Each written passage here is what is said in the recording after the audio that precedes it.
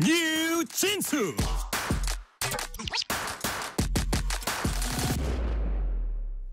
특수교육 하면은 장애가 있거나 특수한 교육 지원이 필요한 학생들을 가르치는 걸 말합니다.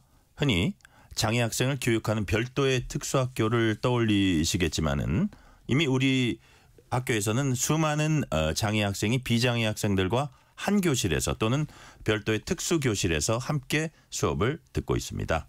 오늘은 한 젊은 특수교사의 죽음을 통해서 특수교육이 처한 열악한 현실을 자세히 들여다봅니다.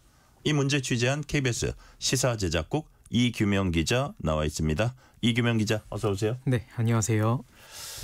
자, 이번에 이 기자가 제작한 프로그램 제목이 28 특수교사의 죽음입니다. 네.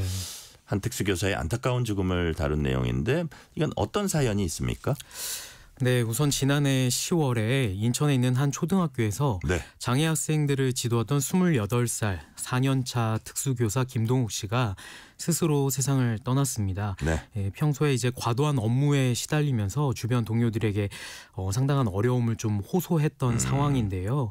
이제 이 특수교사가 사망한 이후 6개월이 지나도록 이 진상이 여전히 밝혀지고 있지 않고 그래서 어떤 의문점들이 좀 남아 있는지 짚어봤습니다. 또 이 특수교사의 죽음으로 드러난 이 특수교육의 어떤 열악한 현실들을 좀 짚어보는 내용으로 취재를 진행했습니다. 그러니까요.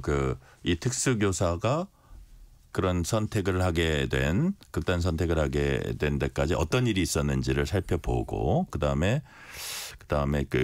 이로 인해서 특수교육 현장이 진짜 실태가 어떤지 그걸 이제 한꺼번에 이렇게 취재를 하고 알아보는 그런 과정이었군요. 네, 그렇습니다. 자, 안타까운 이야기입니다. 근데 숨진 특수교사 고 김동욱 씨 모친도 교사를 하셨다고 합니다. 김동욱 씨는 생전에 어떤 선생님이었어요? 네, 김동욱 교사의 모친은 이제 한 초등학교 교장 선생님으로 근무를 하고 계셨는데요. 네네. 어머니를 보면 어린 시절부터 교사를 꿈꿔왔다고 합니다.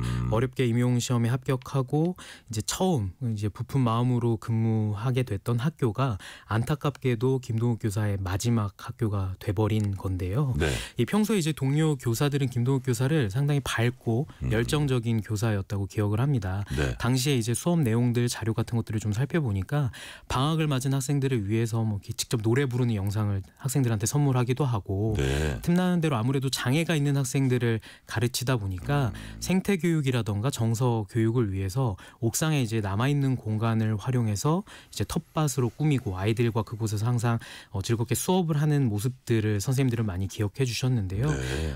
이제 학교의 막내 교사로서 누구보다 밝고 열정적인 그런 선생님이었습니다. 그러니까 누구보다 좀 의욕적으로 뭔가 해보려고 우리 학생들하고 이렇게 부대끼면서 한번 좀 제대로 한번 해보려고 노력을 한 그런 교사였다는 생각이 드는데 자, 근데 이게 제가 지금 얘기 듣다 보니까 이 기자 얘기 듣다 보니까 이게 특수교사 그러면 그분들을 위한 과정이 따로 있어요? 아니면 그냥 교사 중에서 좀 어떤 약간의 소정이 더 어떤 그 과정을 거쳐서 하는 겁니까? 이게 어떻게 되는 거예요? 네, 이게 또 사실 중요한 부분인데요. 네네. 우리 교육 현장은 지금 이제 통합교육이라는 걸 합니다. 통합교육. 그 의미가 무엇이냐면 사실 장애가 있는 학생들이 이제 보통 분들은 이제 특수학교라고 하는 별도의 이제 장애 학생들에게 맞춤형 교육을 할 수 있는 별도의 교육기관에서 교육을 한다고 생각하지만 사실 75% 가까운 이제 특수교육 대상 장애 학생들은 일반 학교에서 비장애 친구들과 이제 함께 수업을 듣습니다. 자, 100명이면 25명은 우리가 그냥 기존에 생각하는 것처럼 그 특수학교 딴 학생들하고는 이렇게 부대끼지 않고 특수학교에 있고 75%는 일반 학교에서 학생들과 같은 교실 혹은 같은 학교 내에 다른 교실 이런 네네, 거네요. 그렇습니다. 그러니까 수업을 오가면서 이렇게 수업을 듣는 방식인데 그러면 선생님은? 그런데 그렇다면 선생님들도 이 특수교육과 일반 교육에 대한 골고루 좀 이해가 필요하잖아요. 그렇죠.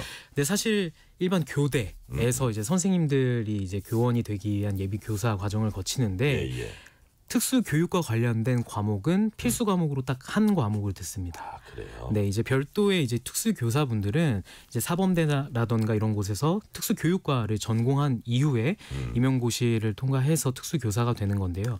그러니까 이 한 학교 안에서 특수교육 대상인 장애가 있는 학생들과 일반 비장애 학생들이 함께 어우러져서 수업을 해야 하는데 네. 실제로 이 특수교육에 대한 것들을 전담하는 건 온전히 이 특수교육을 전공한 특수교사에게만 이제 전가가 되고 있는 상황인 거죠. 일반 교사분들은 사실 잘 모르세요. 특수교육이라는 게 이제 교원이 되는 예비 교원 과정에서도 한 학점 정도 수업을 듣는 게 전부이다 보니까 네. 준비되지 않은 상황에서 교육 현장에서 이 학생들을 마주하다 보니 사실 많은 부분들이 특수교사에게 의지하고 의존하는 상황입니다. 자, 제가 제대로 이해했나 다시 한 번만 네네. 짚어볼게요. 자, 그러니까 교육대학에 특수교육과가 있어요. 네. 그러면 어쨌든 거기를 졸업하고 나온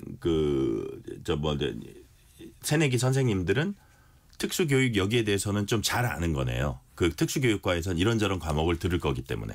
일반 교대에서는 아까 그 필수 과목 한 과목이라 그랬는데 네. 특수교육과 나온 분들은 그거보다는 더 많이 들을 거 아니에요. 이제 심층 과정이라고 생각하시면 됩니다. 뭐 대학원 과정이라던가 그러니까 일반 교사를 양성하는 데서는 딱 한 과목. 그렇죠. 필수 과목으로 한 과목만 이수를 하고 교사가 되는 거죠. 근데 특수교육과를 나온 그 별도의 사범대학교에서 특수교육과를 김동욱 교사님은 어떻게 그렇죠. 사범대학에서 특수교육과를 나온 분이에요. 네, 근데 그쪽에 어쨌든 뭐 전문가라고도 할 수 있는 거네요. 전문가죠. 그러면 일반 학교에서 막 75%는 일반 학교에 딴 학생들하고 섞여 있다 그러는데 김동욱 교사만 그 학생들을 관할을 합니까? 아니면 다른 교사들하고 같이 합니까?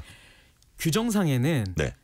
모두의 책임입니다. 예. 모두가 같이 관리하고 팀을 꾸려서 학생들을 관리하게끔 되어 있는데 네. 앞서 말씀드린 것처럼 실제로 일반 교사분들은 이 특수교육에 대한 전문적인 이해나 지식 같은 것들이 상대적으로 부족할 수밖에 없어요. 그래서 사실은 이 장애가 있는 학생들이다 보니까 장애 네. 정도나 유형에 따라서 각각의 학생들에 대한 개별화 교육 계획이라는 걸 수립하게 돼 있어요. 왜냐하면 이게 일반 학교에 있는 특수 학급에서만 수업을 하는 게 아니라 네네. 예를 들어서 수학, 영어 이런 과목들은 일반 비장애 학생들과 함께 수업을 들을 때 따라가기 힘들잖아요. 예. 이런 과목은 이 학생 같은 경우에 모아서? 특수학급에서 예. 따로 수업을 듣고 대신 체육, 미술 이런 수업들은 일반 비장애 학생들과 함께 수업을 듣기 때문에 학생별로 다 다른 교육과정 같은 것들 성취 목표 내용을 다 수립을 해야 되는데 네. 사실 이걸 일반 교사 담임 선생님, 뭐 학부모, 특수교사 같이 모여서 계획을 세웁니다. 근데 네. 실제로는 현장에선 특수교사 혼자서 계획 다 수립하고 지원하고 행정 업무까지 다 해야 되는 상황인 거죠. 그거를 김동욱 씨가 경험을 한 거네요. 네, 그렇습니다. 자, 김동욱 씨 얘기로 다시 넘어와서 언제부턴가 주변에서 걱정할 정도로 갑자기 달라졌다고 합니다. 그 이유가 무엇이었을까요? 네, 사실 김동욱 교사가 근무하던 학교에는요 20년 경력의 이제 선배 특수교사와 네. 한 명과 김동욱 교사 2명 이렇게 모두 2명의 특수교사가 근무를 하고 있었어요. 담당하던 학생은 총 7명이었습니다. 네. 이 7명은 2명의 선생님이 2개의 반 특수학급으로 나눠서 수업을 했던 건데 어느 날 이제 새 학기가 되면서 지난해 3월 무렵에 졸업과 입학 이런 이유들로 인해서 학생 수가 1명 줄어듭니다. 네네. 6명으로 학생 수가 줄어들게 된 건데 그러자 관할 교육청인 인천시 교육청에서 특수학급을 하나 줄이고 또 20년 경력의 그 선배 특수교사를 다른 학교로 발령을 내버립니다. 이유는 특수교육법에 명시되어 있는 규정이 특수학급당 학생 수의 정원을 6명으로 규정하고 있다는 이유 때문이에요. 네네. 학생 수가 7명에서 6명으로 1명 줄었으니 학급을 하나 줄이고 교사 1명은 다른 학교로 발령을 낸 거죠. 그런데 사실은 이게 애초에 학교에서도 반대를 많이 했었습니다. 왜냐하면 이게 전학 등의 수요들이 충분히 예상이 됐던 상황에서 이 김동욱 교사뿐만 아니라 학교장까지 네. 특수학급을 이렇게 빠르게 줄이지 말고 좀 유예 기간을 달라라고 했는데 받아들여지지 않았고 바로 학급이 줄어들었는데 예상대로 머지않아서 한두 달 사이에 정원학생들이 오면서 이 학교의 학생 수가 특수학급의 학생 수가 8명으로 늘어납니다. 또 늘었군요. 예상됐던 건데 실제로 그렇게 됐고 그래서 과밀학급이 된 거죠. 법적 기준을 초과하는. 애초에 7명의 특수교육 대상 학생을 2명의 교사가 담당하다가 8명의 학생을 교사 1명이 담당하게 된 상황이 된 겁니다. 그러면 여기서 궁금한 게 우리가 보기엔 뭐 한두 명 더 늘어났다 그러면 별거 아닐 것 같은데 전 잘 모르니까 이게 특수 교사 입장에서는 되게 버거운 상황인가요? 네, 이제 이걸 비장애, 이제 저희가 흔히 생각하는 보통 학생들이라고 생각하면 조금 이해가 잘 안 가실 텐데요. 앞서 잠깐 설명을 드리기도 했지만 장애가 있는 학생들 같은 경우에는 장애 정도나 유형 다 제각각입니다. 네. 그리고 그 증상이나 이런 것들에 따라서 각각의 학생에 맞는 개별화 교육 계획을 일일이 수립해줘야 되고요. 또 학기 중에도 학생의 상태나 뭐 교육을 받는 과정 속에서의 어떤 학부모의 수요나 요구 같은 게 있으면 그 계획을 하나하나 다 수정해줘야 돼요. 그리고 특수학급이 앞서 말씀드렸지만 이 김동욱 교사가 근무하던 학교에 특수학급이 하나밖에 남지 않았잖아요. 이 하나의 학급 안에는 학년, 성별, 장애 유형 정도가 다른 학생들이 다 섞여 있었던 거죠. 8명이.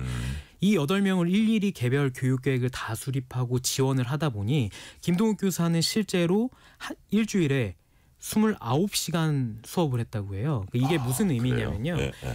1교시부터 6교시까지 단 한 교시도 쉬지 않고 일주일 내내 수업을 했다는 겁니다. 이게 언뜻 이해가 가지 진짜 6호 30이네요. 네, 이해가 잘 가지 않으시겠지만 일반 담임 선생님들, 초등학교의 교사들의 평균 일주일 수업 시수는 한 21시간 정도라고 해요. 근데 특수학생들은 더 힘들 거 아니에요. 그렇죠. 가르칠 장애 때. 정도가 좀 네. 심하거나 또 학생들의 경우에는 이 감각이 되게 예민해요. 네, 그래서 네. 스트레스가 쌓이거나 어떤 표현들, 의사소통이 제대로 되지 않기 감정이 잘 억제 안 되기도 할 텐데. 그렇죠. 그쵸? 그래서 네. 이게 그 뭐 표현을 다양하게 합니다. 이걸 도전 행동이라고 부르기도 하고 잘 모르시는 분들은 문제 행동이다 이렇게 얘기하기도 하는데 쉽게 생각하시면 네. 갑자기 학생이 막 한두 시간 동안 소리를 지르는 거예요.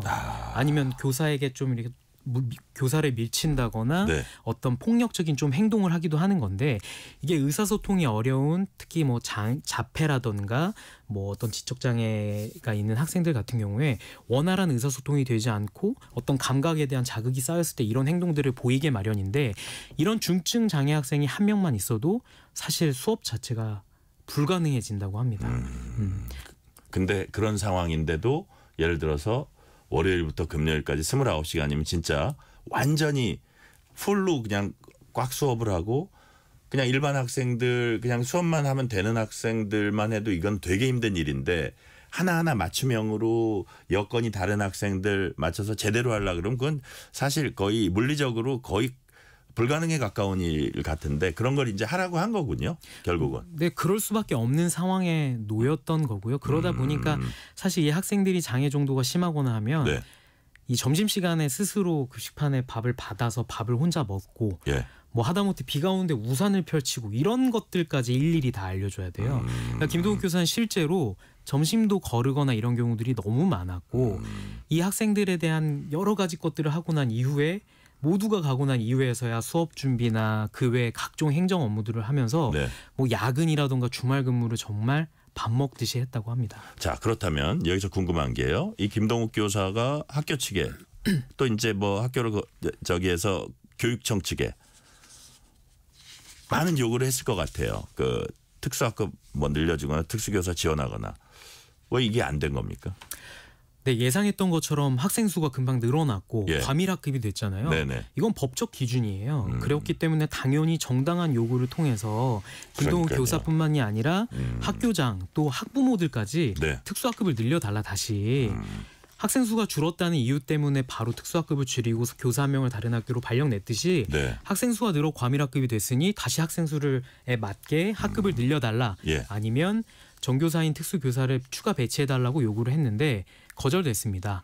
뭐 그 이유는 이제 뒤늦게 밝혀진 내용인데요. 내부 기준 때문에 그랬다라고 해요. 교육청에서 밝힌 내용은 학급당 이제 그 과밀 학급이 학생 수가 3명 이상을 초과하는 그러니까 즉 6명이 법적 정원인데 9명 이상인 학교에만 네. 이제 뭔가 추가적인 지원들을 해줄 수밖에 없었다라고 설명을 했거든요. 이러다 보니까 이 학교에는 실제로 어떤 교사 충원이라던가 학급이 늘어나거나 이런 지원이 전혀 따르지 않았고 2명의 교사가 하던 몫보다 더 많은 일을 교사 한 명이 온전히 1년 동안 책임져 왔던 셈입니다. 그러니까 이게 딱 내가 이기명 기자 얘기를 듣다 보니까 그냥 제가 잘 이 특수교육이나 특수교사 이 부분을 잘 모르고 이렇게 2명, 3명 이게 그렇게 힘든 일인가 하던 인식을 어쩌면 교육청이나 학교 측에서 그렇게 좀 안이하게 했을 수도 있다는 생각도 좀 드네요. 제가 보기에는. 근데 사실은 네. 그러긴 좀 힘들어요. 아, 왜냐하면 모를 수가 없어요. 김동욱 교사가 거듭 어떤 교사에 대한 충원이나 학급 증서를 요청했던 거는 네. 그냥 교육청의 일반 관계자가 아니에요. 특수 교육을 담당하는 부서가 있기 너무나 때문에 잘 아는 사람. 네, 당연히 그걸 전공했고 교사로서 현직에서 근무도 했고 그 상황을 누구보다 잘 알고 있는 했는데도. 교육청의 관계자에게 거듭 요청했는데 받아들여지지 않은 겁니다. 그렇군요. 자, 김동욱 교사가 사망한 지 이제 6개월 흘렀습니다. 반년 흘렀는데 여전히 죽음을 둘러싼 진상규명은 이루어지지 않고 있다고 합니다. 이거 무슨 얘기예요? 네, 일단 김동욱 교사 사망 이후에 이제 선생님이 없어졌잖아요. 네. 학교에. 그 빈 자리에는 아무 일도 없었다는 듯이 신규 교사가 배치가 됐어요. 네. 뒤늦게 이 김동욱 교사의 죽음과 또 이 신규 교사가 그 빈자리를 채웠다는 소식이 알려지면서 많은 교사들이 사실 분노했습니다. 네. 그래서 거리로 쏟아져 나왔고 교육청 앞에서 집회를 하며 이 김동욱 교사에 대해 죽음을 둘러싼 진상 규명을 촉구해달라고 요구했고 또 마찬가지로 그 교사가 버티지 못했던 그 자리에 어떻게 또 신규 교사가 홀로 그 상황을 감당할 수 있겠냐, 이거에 대한 대안을 내놔라. 어떤 뭐 개편이라든지 뭔가 개선 없이 그냥 거기 와서 그대로 일해라. 네, 그렇게 됐던 거죠. 이제 좀 뒤늦게 교육청에서도 사안의 심각성을 좀 인지하게 됐고 일단은 저기 발령을 내고 네, 이미 하던 일 해놨는데 그 이후에 뭐 개선이랄까 뭐 사후 약방문이지만 어쨌든 한 거는 그 이후라 이거죠. 그렇죠. 교사들이 집회들을 하면서 진상규명을 촉구하고 그런 과정이 있었군요. 네, 있었던 거죠. 그래서 사실 인천시 교육청에서도 교육감이 교사들을 만나서 직접 사과를 여러 차례에 걸쳐서 하고 네. 이 김동욱 교사의 죽음을 둘러싼 투명하고 철저한 진상규명을 약속했고 또 별도의 교육청 차원의 특별 감사도 약속했습니다. 나아가서 고인에 대한 순직 처리가 될 수 있게끔 교육청이 앞장서서 추진하겠다고 약속했고요.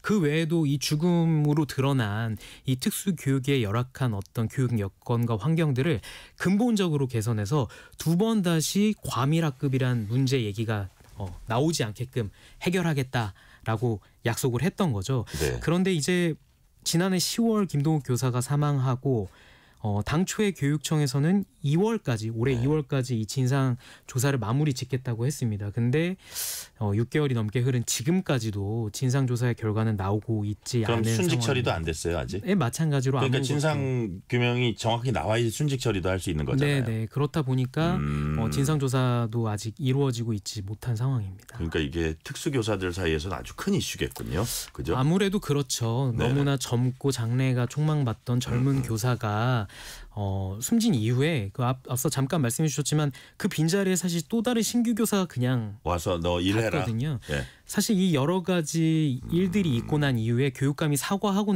난 바로 다음 날 네.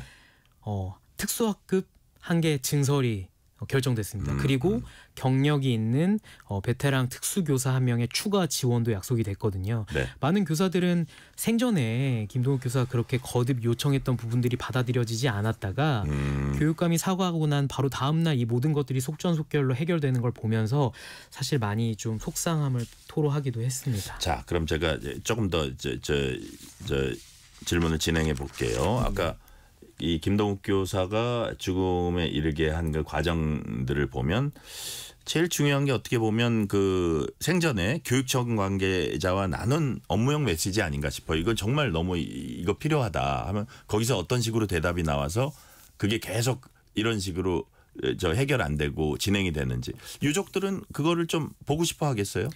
네, 그렇습니다. 사실 풀리지 않는 의혹들이 조금 많이 있는데요. 네. 당초에 교육청에서 밝혔던 입장은 과밀 학급들이 워낙 많기 때문에 네. 뭐 사실 모든 곳에 교사를 배정해 주긴 좀 어려운 상황이다. 그래서 학생 수가 3명 이상 초과하는 과밀 학급에게만 네. 이런 한시적 기간제 교사를 배치한다던가 이런 지원들을 했다라고 밝혔는데요. 김동욱 교사 사망 이후 뒤늦게 드러난 사실이 있습니다. 네. 당시 교육청에서는 당장 추가 배치가 가능한 한시적 기간제 교사 TO가 95명이나 있었다고 해요.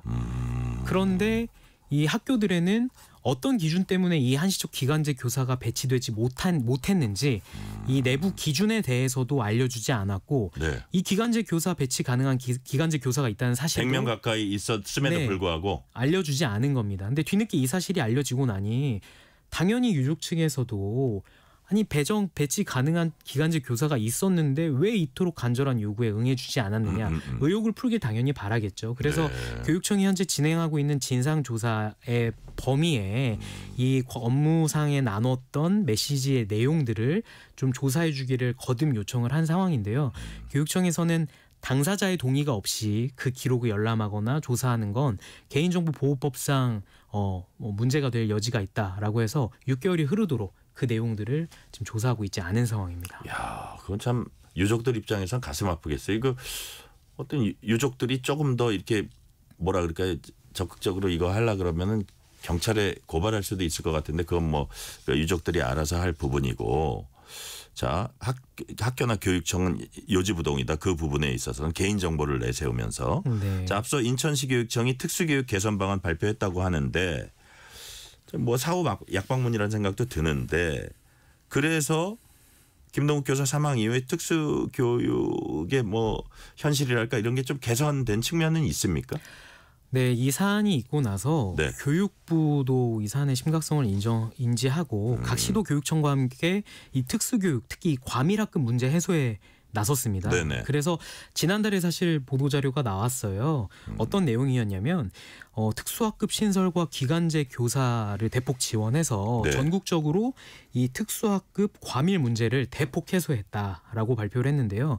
전국적으로 10%가 넘던 과밀 특수학급 비율을 3.8%까지 줄였고 특히 문제가 심각하던 제주와 인천 지역의 과밀 문제를 눈에 띄게 해소했다라고 발표했습니다.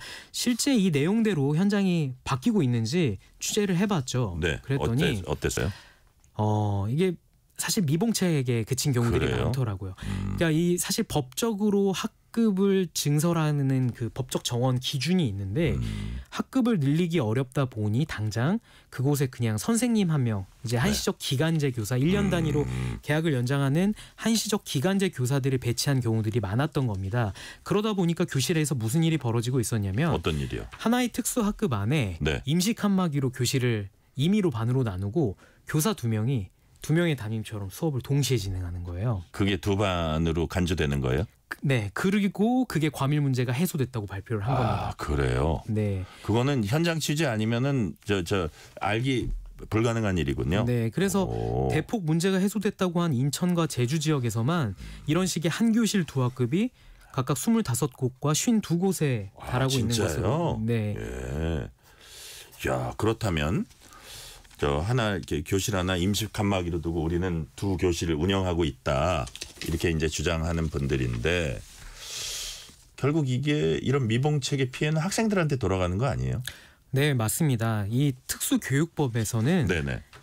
특수학급당 학생 정원도 법적으로 규정하고 있지만 특수학급 교실 크기를 구체적으로 명시하고 있어요. 교실 하나당 66제곱미터 이상으로 교실 면적을 갖추게끔 하고 있거든요. 네. 사실 관련 법에서 교실 면적 크기까지 나눈 게 조금 궁금하실 수도 있을 것 같아요. 그러니까요. 예. 왜 그러냐면 아무래도 장애가 있는 학생들이다 보니까 이 장애가 있는 학생들에게 제대로 된 교육을 하기 위해서는 충분한 공간 확보가 필수적입니다. 그렇죠. 이 친구들은 어떤 감각에 대한 자극들 그리고 이런 것들이 제대로 해소되지 않을 때 아까 앞서 말씀드렸던 예를 들어서 휠체어를 타고 다닐 수도 있잖아요. 아주 네, 사실 그렇죠. 휠체어 그런 문제가 있을 수도 있고 네. 뭐 자폐 스펙트럼 뭐 요즘 뭐 지적 장애 뭐 이런 이야기 많이 들어보셨겠지만 그러니까 우리의 일반적인 교실처럼 다닥다닥 앉아서는 해결이 잘 안 되는 그런 상황이 있을 수 있다. 네, 그렇죠. 학생들의 각각에 맞게끔의 사실 학생들 중에 어떤 네. 자극에 민감하거나 갑자기 앞서 말씀드렸던 어떤 도전적인 행동, 과격한 행동들을 보일 때 이 학생이 조금 조용한 공간 안에서 마음을 추스리고 네. 교사와 이야기를 하면서 좀 이걸 누그러뜨릴 수 있는 공간도 필요하고 또 아이들에게 맞는 다양한 기자재들을 충분히 갖춘 교육 공간들도 필요해서 네. 법적 교육 기간 이 면적을 규정하고 있는 건데 이런 것들이 안 되다 보면 아무래도 학생들이 이런 도전적인 행동들이 더 자주 벌어지게 되고 또 다른 학생들에게 수업에 영향을 끼치게 되면서 학생들이 교육받을 수 있는 권리도 사실 침해받게 되는 셈입니다. 아, 그렇군요. 자, 마지막 질문 드리기 전에 문자 하나 소개하고 지나갈게요. 4222님이 보내주신 문자입니다. 특수교육교사가 처한 교육 상황을 듣고 보니까 너무 안타깝고 가슴 아픕니다. 선생님이 떠난 빈자리를 신규 교사로 채웠다고 문제가 해결될 건 아닐 텐데 대책이 시급하군요. 뭐 지금 대책을 내놨다고는 하지만 조금 더 근본적인 대책을 촉구하는 그런 문자였고 문자 감사드립니다. 자, 마지막 질문 드릴게요. 교육당국이 이렇게 뭐 개선 방안을 내놓는다고는 하지만 우리 이규명 기자가 현장 취재해 보니까 미봉책도 많고 이런 그러다 보니까 이 특수교육의 열악한 현실이 개선되기까지 이제 갈 길이 멀어 보입니다. 이규명 기자 후속 취재도 지금 진행하고 있어요. 네, 그렇습니다. 이제 뭐 6월 초에 방송 예정으로 지금 취재를 진행 중인데요. 네네. 최근에 또 유명 웹툰 작가 주우민 씨의 이 발달 장애가 있는 자녀에 대한 뭐 항소심 선고 결과도 있었고, 청주 지역에서는 또 이 특수 교육 대상인 이제 학생이 이제 흉기로 난동을 벌이는 이런 사건들이 벌어지기도 했어요. 근데 이런 일들이 벌어지는 이면에는 이 특수 교육을 둘러싼 각종 문제들이 제대로 해결되고 있지 않다라는 어떤 문제 의식을 가지고 이 특수 교육 현장에서 또 우리가 고민해야 될 지점들은 무엇인지 짚어보는 취재를 진행하고 있습니다. 네. 자, 우리 이규명 기자의 2탄 제가 기대하겠습니다. 오늘 말씀은 여기까지 듣겠습니다. 특수교육의 현실을 다룬 더보다 방송은 KBS 홈페이지나 유튜브 등을 통해서 다시 보실 수 있습니다. 지금까지 KBS 이규명 기자였습니다. 말씀 감사합니다. 네, 감사합니다. 편지 왔습니다.